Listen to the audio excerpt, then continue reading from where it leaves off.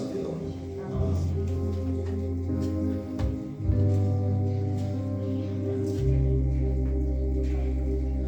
Pe marea cea mare cu toți au pornit, împinși de furtună și valuri.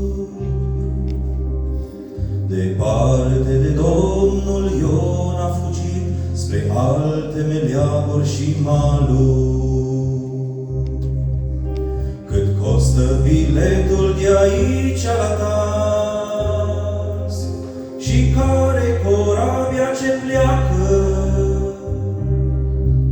spre țărmul străin liniștit și retras, departe de casa părintească. Spre țărmul străin liniștit și retras, departe de casa părintească. Pe mare pornește cupitul taifun și valul și vântul furtuna. Împotriva lui Ion a pornit de nebun, dezlănțuie mânia acum. Cât costă biletul de aici la Tars, e prețul vieții, vezi bine.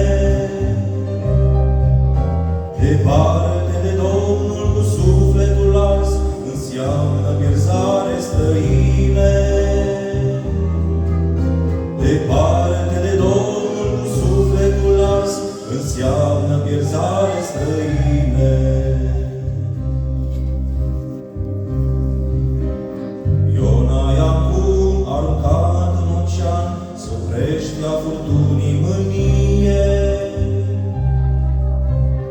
Astfel a plătit cu tributul uman biletul călătoriei. Biletul de aici la Tars, tăcere în mare adâncă.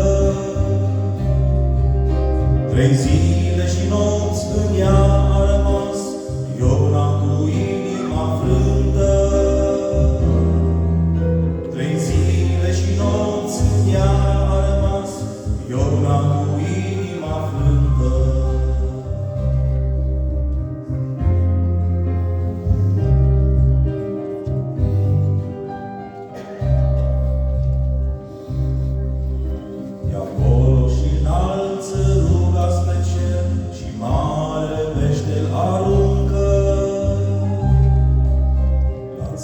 Pe acest ciudat mesager